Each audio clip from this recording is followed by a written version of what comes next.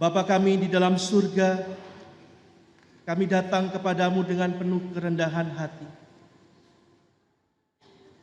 Kami mengucap syukur kepadamu ya Tuhan, karena Engkau terus beserta dengan kami di dalam segala situasi kehidupan kami. Engkau boleh memberikan kepada kami kekuatan melewati akan kehidupan kami yang tidak mudah, perjuangan kami yang seringkali menghadapi kesulitan dan air mata. Dan kami mengucap syukur karena pada pagi hari ini, sekali lagi Tuhan, Engkau mau menguatkan kami melalui pembacaan dan perenungan firman-Mu. Kami mohon kiranya Roh-Mu yang kudus boleh membuka akan hati kami, membuka pikiran kami, agar kami boleh diterangi oleh firman Tuhan. Kami boleh dipimpin oleh firman Tuhan itu. Dan firman-Mu itu juga boleh terus kami lakukan di dalam kehidupan kami. Kami serahkan ya Tuhan perenungan firman-Mu ke dalam tangan pimpinan Tuhan. Hanya di dalam nama Tuhan kami Yesus Kristus kami sudah berdoa. Amin.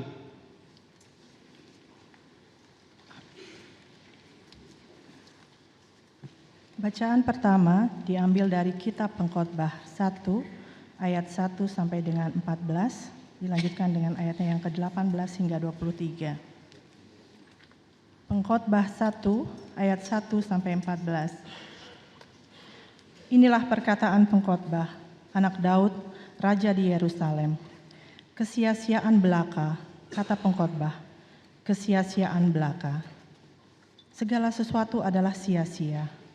Apakah gunanya manusia berusaha dengan jerih payah di bawah matahari? Keturunan yang satu pergi dan keturunan yang lain datang, tetapi bumi tetap ada.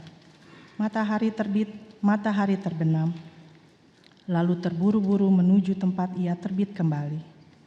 Angin bertiup ke selatan, lalu berputar ke utara. Terus-menerus ia berputar, dan dalam putarannya angin itu kembali. Semua sungai mengalir ke laut, tetapi laut tidak juga menjadi penuh. Kemana sungai mengalir, ke situ sungai mengalir selalu. Segala sesuatu menjemukan, sehingga tak terkatakan oleh manusia. Mata tidak kenyang melihat, telinga tidak puas mendengar. Apa yang pernah ada akan ada lagi, dan apa yang pernah dibuat akan dibuat lagi. Tak ada sesuatu yang baru di bawah matahari.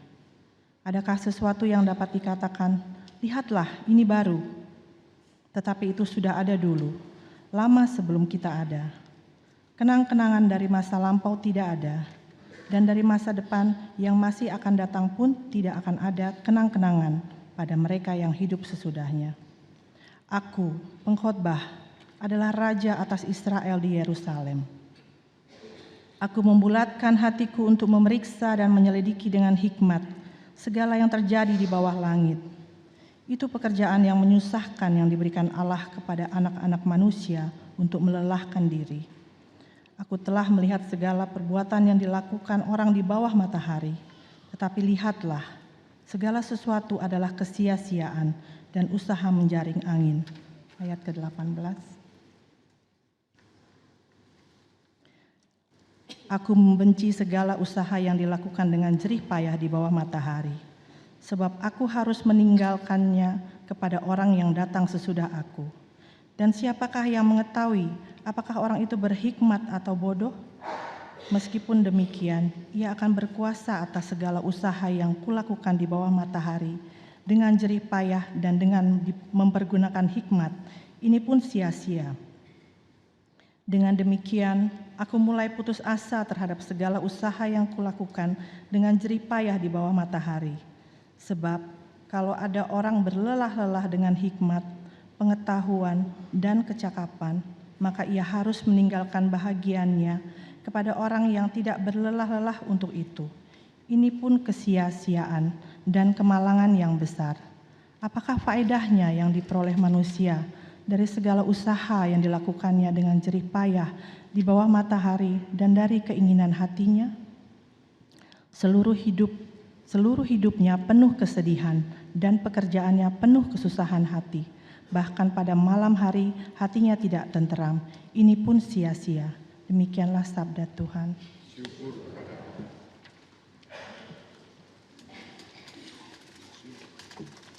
Marilah kita menanggapi bacaan pertama dengan menyanyikan Mazmur 49.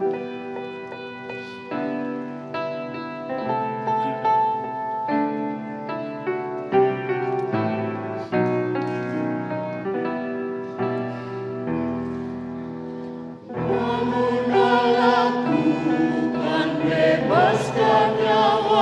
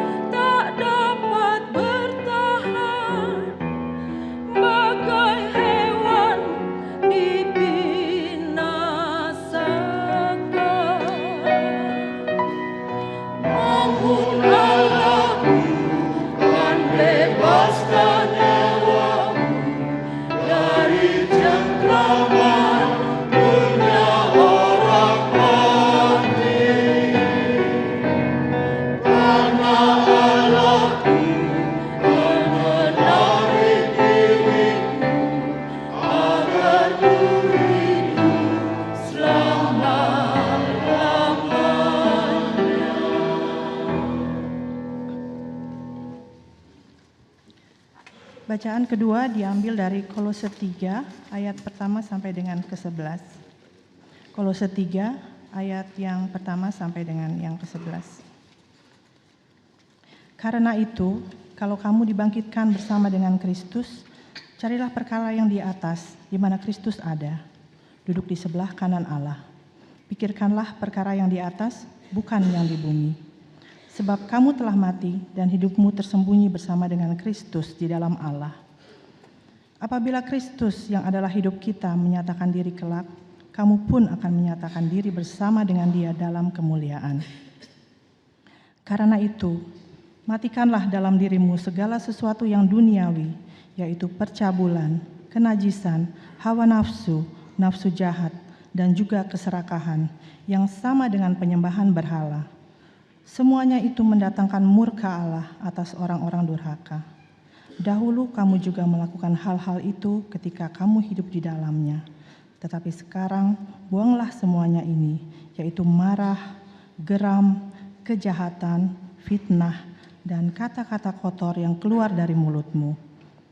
Jangan lagi kamu saling mendustai, karena kamu telah menanggalkan manusia lama serta kelakuannya, dan telah mengenakan manusia baru yang terus-menerus diperbaharui untuk memperoleh pengetahuan yang benar menurut gambar Khaliknya. Dalam hal ini, tiada lagi orang Yunani atau orang Yahudi, orang bersunat atau orang tak bersunat, orang barbar atau orang Skit, budak atau orang merdeka, tetapi Kristus adalah semua dan di dalam segala sesuatu. Demikianlah sabda Tuhan.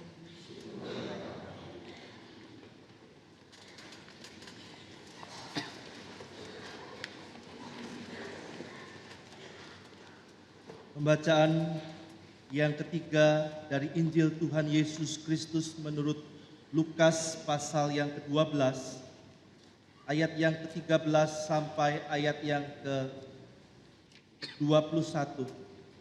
Demikianlah akan bunyi firman Tuhan. Orang kaya yang bodoh.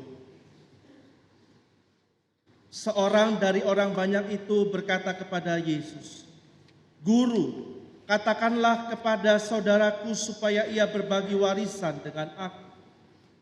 Tetapi Yesus berkata kepadanya, "Saudara, siapakah yang telah mengangkat aku menjadi hakim atau pengantara atas kamu?"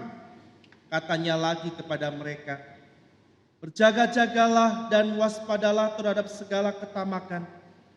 Sebab walaupun seorang berlimpah-limpah hartanya, hidupnya tidaklah tergantung daripada kekayaannya itu." Kemudian ia mengatakan kepada mereka suatu perumpamaan, katanya, "Ada seorang kaya, tanahnya berlimpah-limpah hasilnya. Ia bertanya dalam hatinya, 'Apakah yang harus aku perbuat? Sebab aku tidak mempunyai tempat di mana aku dapat menyimpan hasil tanahku.' Lalu katanya, 'Inilah yang akan aku perbuat. Aku akan merombak lumbung-lumbungku dan aku akan mendirikan yang lebih besar, dan aku akan menyimpan di dalamnya segala gandum dan barang-barangku.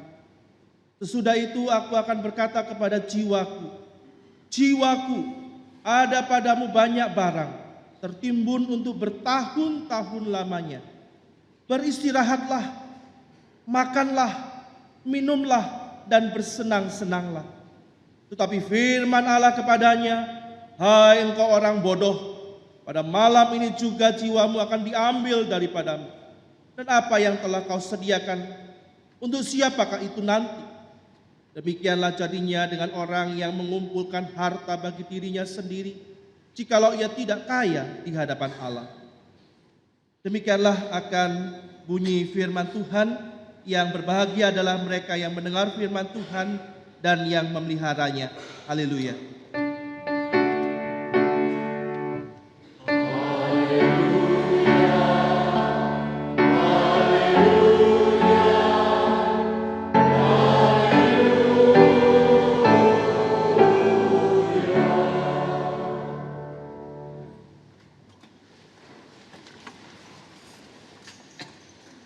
Selamat pagi Bapak Ibu Saudara sekalian yang dikasihi dalam Tuhan. Shalom.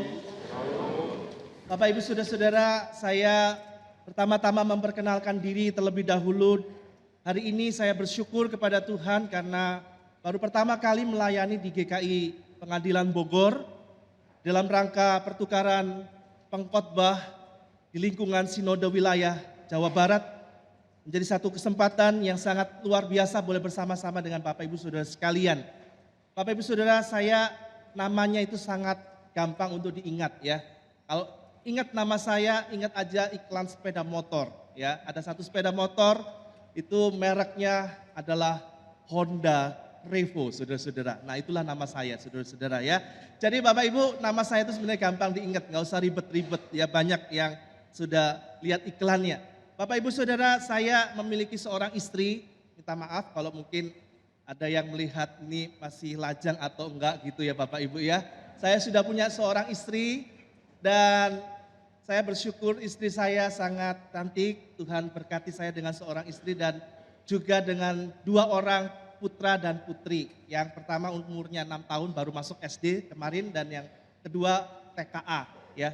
Bapak Ibu Saudara-saudara, saya bersyukur karena Tuhan itu sangat luar biasa baik di dalam kehidupan saya. Saya itu wajahnya agak gelap begitu ya, tapi Tuhan berikan istri seorang yang wajahnya cantik dan kulitnya itu putih, lebih putih dari saya begitu saudara-saudara ya. Dan benarlah firman Tuhan mengatakan bahwa terang itu akan mengalahkan kegelapan saudara-saudara. Ya, oleh sebab itu anak-anak yang dilahirkan itu seperti mamanya bukan seperti papanya begitu ya saudara-saudara. Itulah kebaikan Tuhan di dalam hidup saya. Nah Bapak Ibu Saudara-saudara, firman Tuhan pada hari ini terambil daripada satu tema yaitu menghindari akhir hidup yang sia-sia.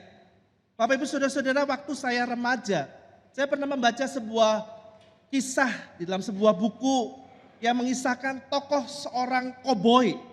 Koboi ini seorang jago tembak, jago duel, jago juga untuk bercinta. Dia seorang yang bisa mengalahkan lawan-lawannya. Dia juga bisa menaklukkan wanita-wanita yang cantik. Dia adalah seorang petualang sejati. Ya, hidup dengan kebebasan. Ya, tidak pernah terikat dengan pernikahan, saudara-saudara. Dia tidak pernah tinggal lama di satu tempat.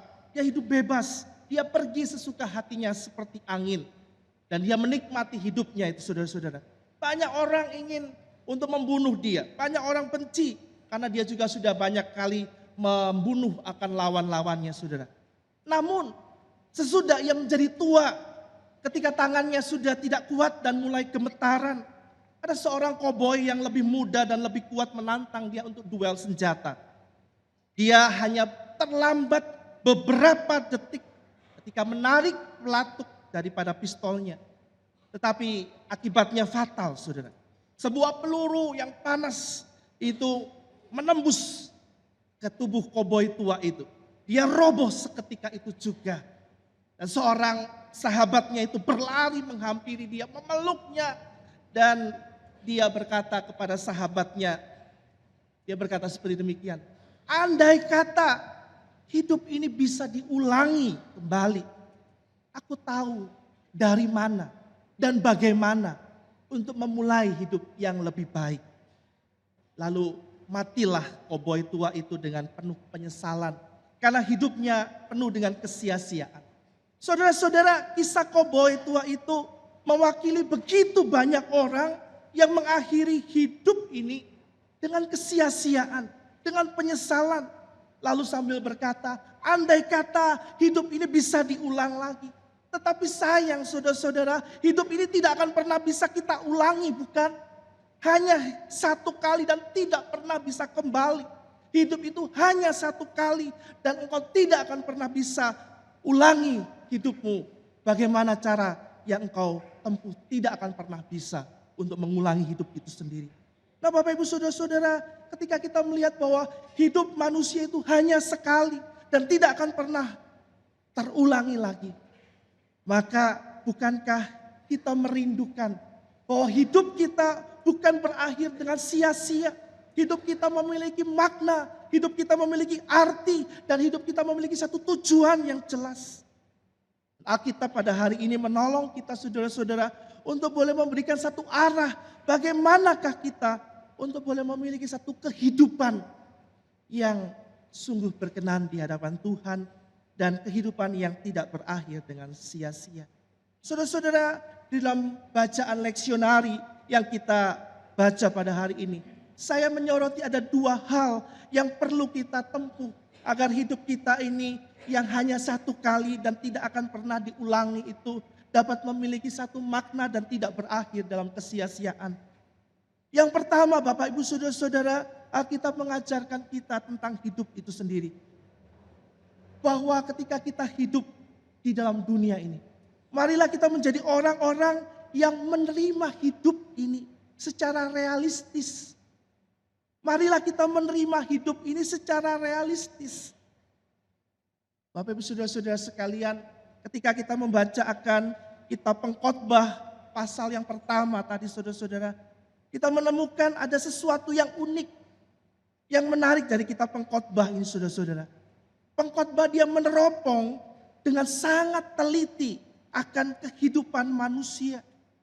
Pengkhotbah mengatakan bahwa segala sesuatu itu adalah sia-sia. Kalau di dunia ini saudara-saudara, banyak orang yang mengejar akan hikmat, mengejar kepandaian supaya hidupnya lebih baik, lebih nyaman. Tetapi apa yang Pengkhotbah katakan tentang hikmat?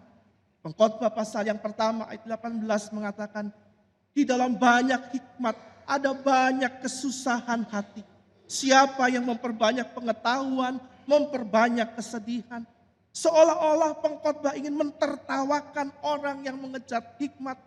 Karena di dalam hikmat dia berkata, semakin banyak engkau memiliki hikmat, semakin banyak kesedihan yang engkau akan peroleh. Dengan kata lain Pengkhotbah mengatakan engkau memiliki hikmat itu pun suatu kesia-siaan. Mungkin kita hari ini mencari kekayaan dan mengharapkan kita memiliki kondisi yang kaya. Tetapi apa yang dikatakan oleh Pengkhotbah? Pengkhotbah pasal yang kelima ayat 10 mengatakan, ketika kita bertambah harta, maka bertambah pula orang yang menghabiskannya. Dan buat siapakah harta yang kita tinggalkan?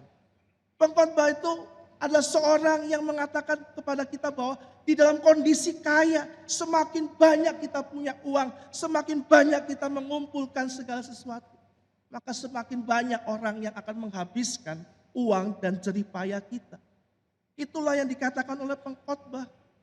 Kalau kita mencari akan masa depan, belajar yang baik, Pengkhotbah mengatakan apa dengan kita belajar yang baik, kita mencari ilmu yang baik. Pengkhotbah 12 ayat 12 mengatakan, anakku waspadalah, membaca buku, membuat banyak buku tidak akan ada akhirnya. Banyak belajar melelahkan badan. Oh saudara-saudara, ini ayat yang paling disenangi oleh anak-anak kita saudara-saudara. Banyak belajar itu melelahkan badan. Tetapi itulah yang dikatakan oleh Pengkhotbah. Sudut pandang Pengkhotbah, dia melihat hidup ini secara realistis, secara sesungguhnya. Itulah yang terjadi ketika kita mengejar kepandaian, semuanya itu akan berlalu sia-sia. Ketika kita mengejar kekayaan, semua itu akan dinikmati oleh orang lain. Ketika kita mengejar akan kepandaian, itu melelahkan bagi kita. Pengkhotbah begitu sinis, begitu sangat pesimis terhadap hidup ini. Jikalau kita bandingkan dengan ayat-ayat yang lain di dalam firman Tuhan. Sewaktu Paulus dia menasehati jemaat, dia mengatakan seperti demikian, persekutuanmu di dalam Tuhan tidak pernah akan sia-sia. Tetapi justru Pengkhotbah melihat hidupnya yang saleh, yang suci. Dia mengatakan jangan engkau terlalu saleh, janganlah engkau terlalu berhikmat. Mengapa engkau membinasakan dirimu? Itu yang dikatakan di dalam Pengkhotbah pasal 7 ayat 16. Saudara-saudara, apakah betul Pengkhotbah adalah seorang yang sangat pesimis? Apakah dia seorang yang menyerah terhadap kehidupan ini? Saudara-saudara, saya bukan melihat Pengkhotbah adalah seorang yang pesimis.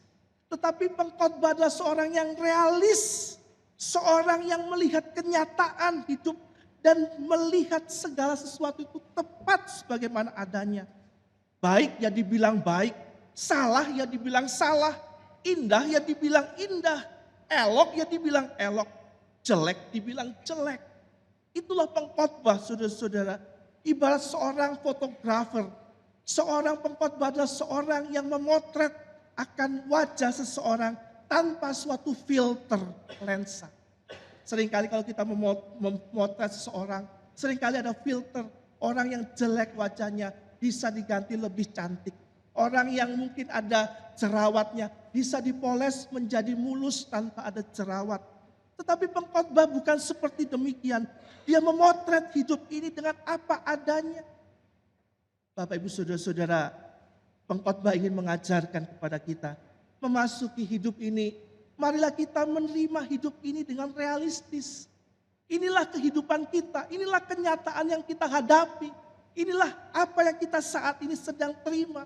Ketika engkau sedang mengalami sakit penyakit, ketika engkau terkena sakit kanker, ketika engkau mengalami akan pergumulan hidup, terimalah itu sebagai satu bagian hidup. Itu sesuatu yang realistis. Ada banyak orang ketika dia menghadapi pergumulan sakit penyakit, dia tidak bisa terima dengan kenyataan itu.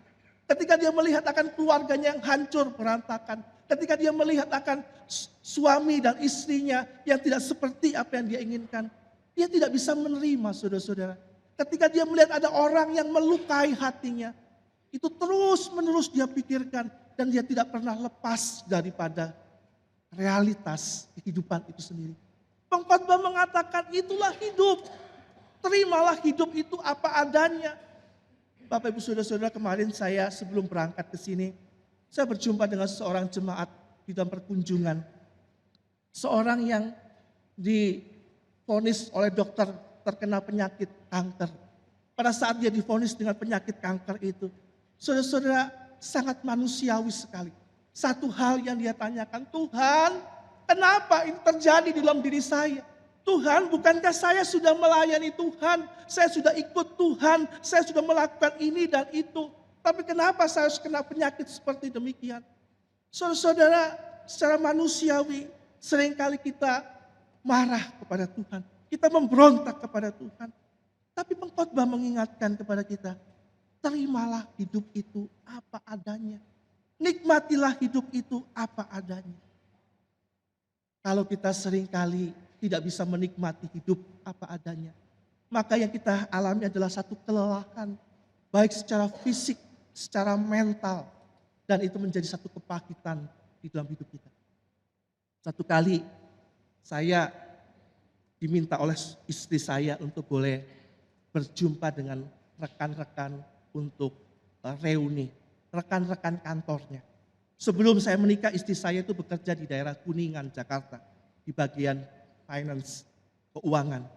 Bapak Ibu Saudara-saudara, pada waktu istri saya mengatakan bahwa dia diundang untuk boleh bertemu sama teman-temannya. Dia sebutkan temannya, si A, si B, si C. Begitu saya dengar namanya si A, saudara-saudara, langsung saudara saya bilang, enggak, saya enggak mau ketemu sama si A. Saudara-saudara, saya mau mengaku dosa. Saya ini sekalipun pendeta, tetapi saya seringkali masih kalau ada orang yang melukai hati saya, sesuatu yang tidak pas, seringkali langsung saya itu memiliki sesuatu dendam atau sesuatu yang tidak bisa mengampuni orang dengan bebas. Saudara, si A ini adalah mantan orang yang pernah menjadi pimpinan istri saya. 1 bulan sebelum kami menikah, tiba-tiba si A ini dengan banyak alasan mencari-cari kesalahan istri saya dan kemudian mem-PHK. Mem-PHK tanpa ada uang pesangon, tanpa ada apa-apa. Hari itu juga diberhentikan, saudara-saudara. Dan kemudian itu menjadi satu hal yang tidak menyenangkan buat kami, buat saya dan bagi istri saya. Alasan yang dibuat, satu alasan yang dibuat-buat begitu, saudara. Dan kemudian entah bagaimana seringkali istri itu begitu lihai ya untuk merayu akan suaminya. Dan saya akhirnya juga ikutin apa yang dikatakan oleh istri saya, saudara-saudara. Saudara-saudara, saya ini seorang yang susah sekali mengampuni orang. Tapi saya terus belajar untuk bisa mengampuni. Saya sampai kadang-kadang mengatakan kepada istri saya seperti ini, Mak, kayaknya yang lebih cocok jadi pendeta itu kamu deh. Ya, saya yang jadi kamu, kamu yang jadi saya gitu, saudara-saudara. Saudara-saudara, karena itu yang saya alami secara pribadi. Akhirnya singkat cerita kami kemudian bertemu di sebuah mall.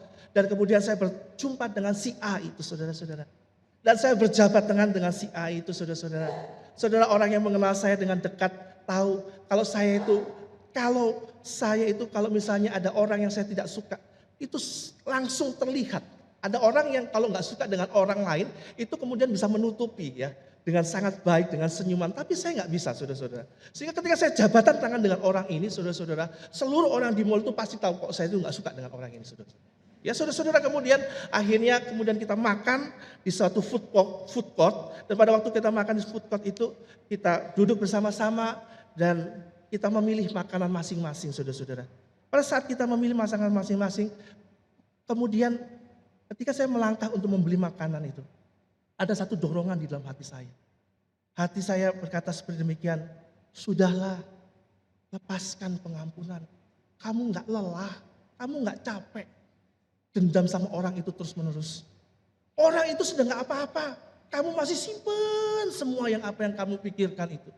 Kamu masih suka ungkit-ungkit yang lalu. Saudara-saudara, dengan kekuatan daripada Tuhan saya melakukan sesuatu hal yang saya tidak pernah pikirkan.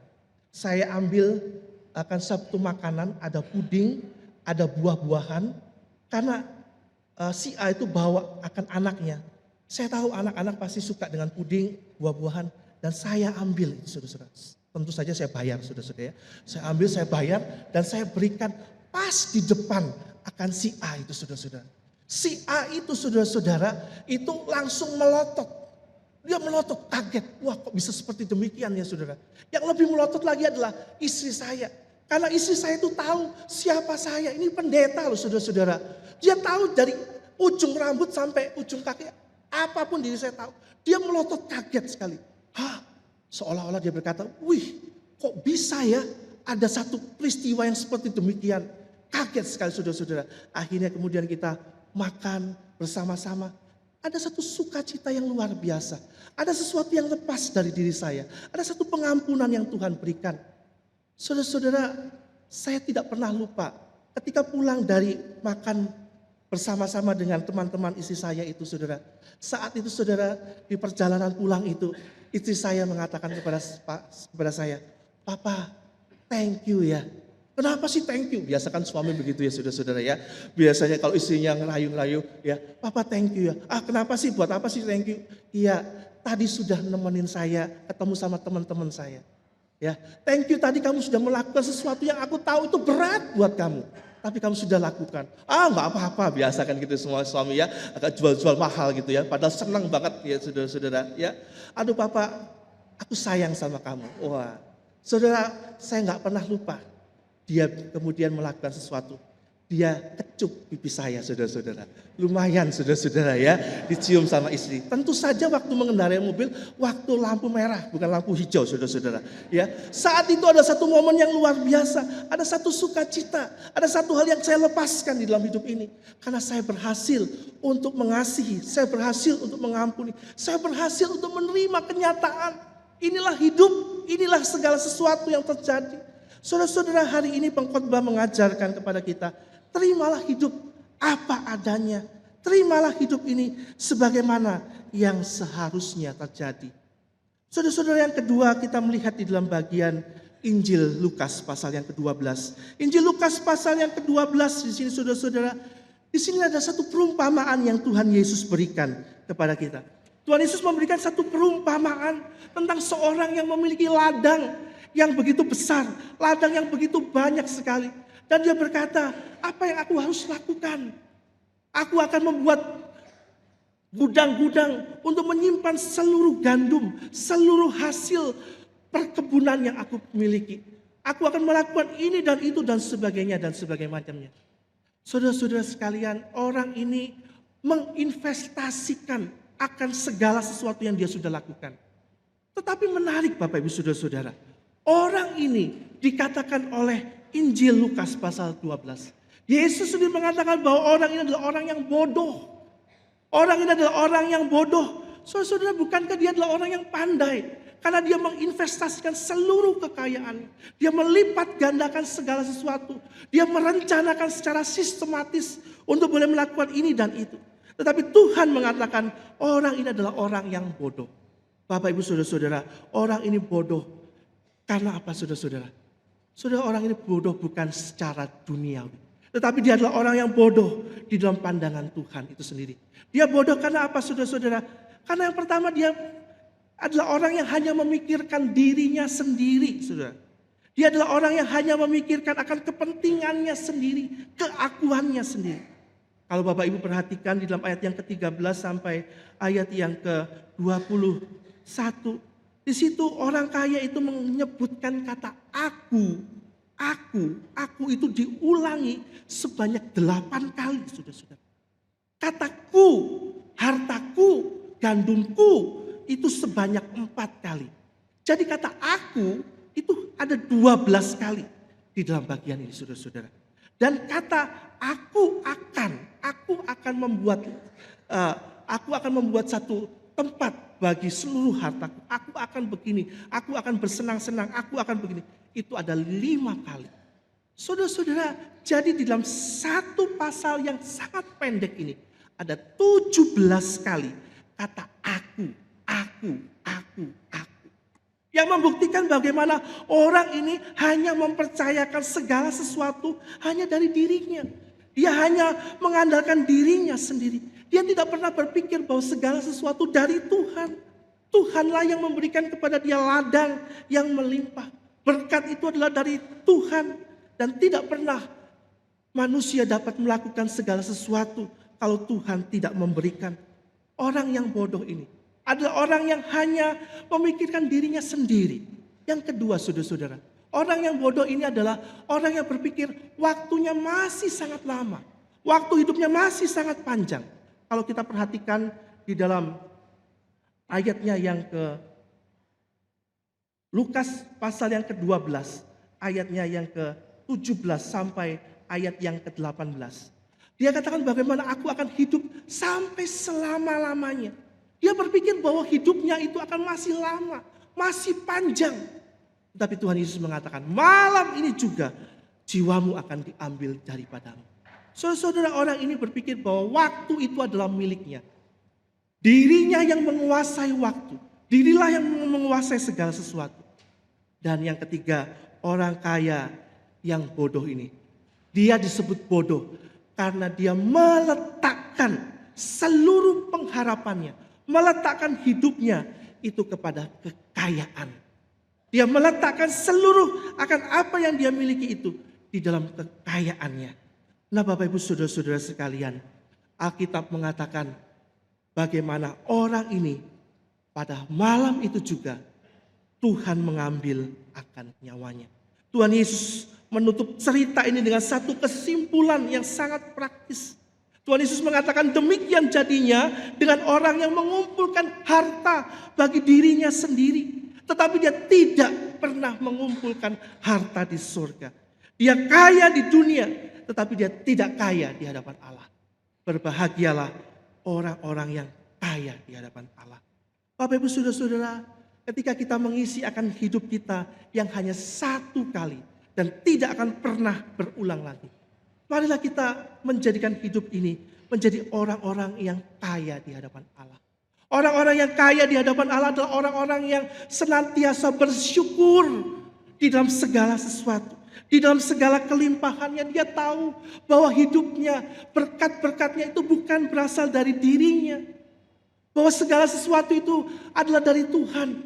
Berkat-berkat waktu hidup, segala sesuatu itu berasal daripada Tuhan. Dan tidak pernah sedikit pun dia mengandalkan akan dirinya sendiri. Bapak Ibu Saudara-saudara, Tuhan Yesus mengkritik orang kaya ini. Dan menyebutkan dia sebagai orang yang bodoh. Orang bodoh di dalam Alkitab itu adalah satu istilah yang sangat keras. Kata ini paling banyak dipakai di dalam kitab Amsal, saudara-saudara. Sebanyak 70 kali di dalam kitab Amsal. Kata bodoh ini menunjukkan kepada orang-orang yang hidup seolah-olah tidak perlu Tuhan. Bahkan tidak ada Tuhan. Tetapi Tuhan mentertawakan mereka karena akhir hidup mereka sia-sia. Mereka hidup di dalam kebinasaan dan mereka tidak pernah kaya di hadapan Tuhan. Bapak Ibu Saudara-saudara sekalian, Di dalam akhir kehidupan kita, di dalam hidup kita yang sia-sia ini saudara, apakah kita menjadi orang-orang yang kaya di hadapan Allah? Orang-orang yang melakukan kehendak Allah. Orang-orang yang memikirkan akan orang lain. Orang-orang yang melakukan sesuatu yang bernilai. Pada bulan Januari tahun 2013, di Jerman, tepatnya di satu kota Frankfurt, ada seorang bernama Adolf Merkel. Orang ini adalah orang yang terkaya di Jerman nomor 5. Dan orang yang terkaya di dunia nomor 44. Orang ini sangat kaya sekali. Dia punya saham yang sangat besar di sebuah pabrik obat. Dia punya akan saham yang besar di pabrik semen. Bahkan dia punya saham yang sangat besar juga di sebuah pabrikan mobil asal Jerman, yaitu mobil Volkswagen, VW. Saudara-saudara, tetapi saudara, pada awal Desember 2012, sahamnya di perusahaan Volkswagen itu langsung anjlok. Dan saat itu saudara-saudara, seluruh keluarganya sudah mengingatkan kepada Adolf Merkel bahwa kalau kamu tidak cepat-cepat ambil sahammu daripada perusahaan Volkswagen itu, kamu akan mengalami kerugian yang lebih besar lagi. Bapak Ibu saudara-saudara, dia tidak percaya kepada perkataan saudara-saudaranya. Dia tetap menanamkan sahamnya di perusahaan Volkswagen. Dan pada awal 2013, saudara-saudara, terjadi satu gejolak ekonomi yang terjadi di Jerman. Dan saham Volkswagen mengalami penurunan yang lebih signifikan, yang lebih tajam lagi. Dan dia harus mengalami kerugian yang diperkirakan sekitar 1 miliar US dollar. Dia mengalami kerugian, kehilangan 1 miliar US dollar. Bapak Ibu, ada nggak yang pernah kehilangan uang 1 miliar rupiah? Saudara-saudara, kalau kita kehilangan uang 1 miliar, kita mungkin nggak bisa tidur, saudara-saudara. Ini bukan 1 miliar rupiah, 1 miliar US. Saya nggak kebayang nolnya ada berapa itu, saudara. Berapa banyak uangnya, saudara-saudara. Dan ketika dia kehilangan uangnya ini, dia kehilangan akan kehidupannya, dia mengalami akan satu depresi, dan dia mengambil satu langkah. Dia pergi ke sebuah perlintasan kereta api, dan kereta api itu sudah semakin dekat. Lalu dia menerjunkan diri di rel kereta api, dan kereta api itu menabrak akan dia, dan tubuhnya hancur dan mati seketika itu juga. Saudara-saudara, keluarganya begitu sedih kan kehilangan seorang bernama Adolf Merkel. Tetapi poinnya bukan di situ. Poin pentingnya, ketika Adolf Merkel meninggal dunia, keluarganya, istri, anak-anaknya mengumumkan kepada publik bahwa ternyata harta kekayaan Adolf Merkel masih ada sejumlah 9 miliar US dollar. Artinya apa Bapak Ibu? Hanya kehilangan 10% daripada harta kekayaannya. Tetapi dia begitu depresi, dia begitu sangat terganggu, dan dia tidak kuat dengan menjalani hidup, dan dia mengakhiri hidup. Itulah yang Tuhan Yesus katakan. Demikianlah orang yang mengandalkan akan kekayaan. Ketika mengandalkan kekayaan, ketika mengandalkan sesuatu yang tidak bernilai kekal, maka ketika segala sesuatu itu sudah habis, segala sesuatu sudah binasa, maka apakah yang kita peroleh? Bapak Ibu saudara-saudara, ada banyak orang hari ini menaruh rasa percaya, menaruh rasa aman kepada sesuatu yang tidak bernilai kekal. Menaruh rasa percaya kepada sesuatu yang bersifat materi. Menaruh rasa aman kepada sesuatu yang disebut dengan sesuatu yang sementara itu sendiri. Tetapi Tuhan menginginkan kita, tengah-tengah hidup kita yang sementara ini, di tengah-tengah hidup kita yang hanya satu kali ini dan tidak bisa kita ulangi, marilah kita hidup menjadi orang-orang yang kaya di hadapan Tuhan. Orang-orang yang kaya di hadapan Tuhan adalah orang-orang yang taat di dalam seluruh hidupnya menyerahkan diri kepada Tuhan. Satu kali saudara, ada seorang pengusaha. Pengusaha ini dia memiliki sebuah pabrik roti yang sangat besar sekali. Saudara-saudara, dia memulai perusahaan itu dari kecil. Dan akhirnya berkembang. Dan akhirnya dia memiliki seorang anak buah yang dia percayakan seluruh resep-resep rotinya itu. Saudara-saudara, satu kali tanpa dia sadari, anak buahnya ini kemudian mengundurkan diri. Mengundurkan diri dan kemudian dia meninggalkan perusahaan daripada tempat dia bekerja. Dan dia kemudian memulai satu bisnis yang sama seperti yang bosnya punya. Saudara-saudara, dia memiliki bisnis yang sama. Dia buat roti karena dia tahu semua resep-resep roti itu dan dia buat bisnis itu. Dan dia tahu bahwa perusahaan bosnya ini tidak memiliki izin dagang. Kemudian dia cepat-cepat pergi ke sebuah ahli hukum dan dia kemudian mematenkan akan merek dagangnya itu sendiri. Artinya apa saudara? Dia mematikan akan usaha daripada bosnya yang sebelumnya ini. Saudara-saudara, ketika bosnya ini mengalami akan kenyataan seperti demikian, saudara-saudara, dia sangat kecewa, dia sangat perih, sangat menderita sekali. Bagaimana dia harus kehilangan akan keuangan, dia harus kehilangan akan segala sesuatu yang dia punya. Dia tidak bisa lagi menjual belikan rotinya, karena kalau dia menjual belikan rotinya itu di hadapan umum, maka itu akan sama dengan melanggar hukum. Karena anak buahnya menjual roti yang sama persis, mereknya sama, jenisnya sama, saudara-saudara. Saudara-saudara, akhirnya dia mau menutup akan pabriknya. Dia mau menutup pabriknya. Saat itu saudara-saudara, akhirnya dia panggil anak buahnya satu persatu. Ketika dia panggil anak buahnya satu persatu, ada salah seorang anak buahnya itu yang ketika mau diberikan pesangon, dia katakan seperti demikian. Pak, Bapak kan orang Kristen. Bapak tiap hari Minggu ke gereja. Kenapa Bapak di dalam kesulitan seperti demikian saja Bapak langsung kolaps, langsung tidak percaya kepada Tuhan yang Bapak sembah? Saudara-saudara, perkataan itu sepertinya menampar dirinya. Dan dengan perkataan itu saudara-saudara, dia bangkit kembali. Dia bangkit kembali. Dia berusaha untuk boleh membuat satu inovasi. Dia buat roti-roti dengan jenis yang lain. Dia buka dengan roti dengan jenis, dengan nama yang lain, pabrik dengan nama yang lain. Dia patenkan akan pabriknya itu. Dan kemudian lama-kelamaan orang mulai tahu mana pabrik yang asli dan mana pabrik yang palsu. Orang kemudian mulai akhirnya mempercayai pabrik yang asli ini. Dan membeli semua roti-roti dari pabrik yang asli. Dan akhirnya pabrik yang palsu ini mulai mundur sejalan dengan waktu, saudara-saudara. Saudara-saudara, 20 tahun sesudah peristiwa anak buahnya ini meninggalkan akan bosnya ini. Dan mendirikan sebuah perusahaan yang baru. Anak buahnya ini kemudian 20 tahun dia kemudian datang kepada bosnya ini. Dia datang dengan sujud, dia katakan, saya minta maaf. Saya minta maaf karena saya sudah melakukan sesuatu yang merugikan. Bosnya mengatakan, sejak kamu melakukan itu, saya sudah belajar untuk mengampuni kamu. Saya sudah belajar melupakan. Tapi pertanyaannya, kenapa kamu bisa datang ke tempat ini?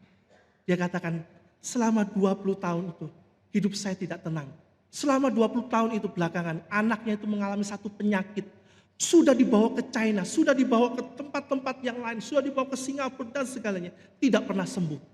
Dan akhirnya saudara-saudara, ada satu kekuatan yang dia kemudian sadari bahwa dia belum minta maaf kepada bosnya. Dia datang kepada bosnya, dia minta maaf. Bukan hanya itu saudara-saudara. Tetapi saudara, dia katakan kepada bosnya, bos, sebagai permohonan maaf saya akan memberikan pabrik roti saya yang saya kelola sampai saat ini. Saya berikan kepada kamu secara gratis. Tidak perlu bayar, tidak perlu kamu buat apa-apa. Semua itu berikan buat kamu. Saudara bayangkan, saudara-saudara, di dalam kehidupan ini ada banyak hal yang tidak bisa kita mengerti. Ada banyak hal yang seringkali kita tidak bisa terima, bukan? Tetapi ketika kita hidup kaya di hadapan Tuhan, ketika kita mengarahkan diri hanya kepada Tuhan, ketika kita taat kepada kehendak Tuhan, ketika kita hidup di dalam kehendak Tuhan, ketika kita mengikuti seluruh apa yang Tuhan kehendaki, maka disitulah kita akan terus hidup di dalam perkenanan Tuhan. Dan Tuhan tidak akan pernah meninggalkan kita. Tuhan tidak akan pernah membuat anak-anaknya menjadi malu. Tetapi Tuhan akan mengangkat kita dan membuat hidup kita yang sementara, yang hanya satu kali ini menjadi bernilai dan berarti. Kiranya Tuhan menolong kita untuk senantiasa memiliki hidup yang berarti, yang bermakna di hadapan Tuhan. Kita masuk dalam saat ini.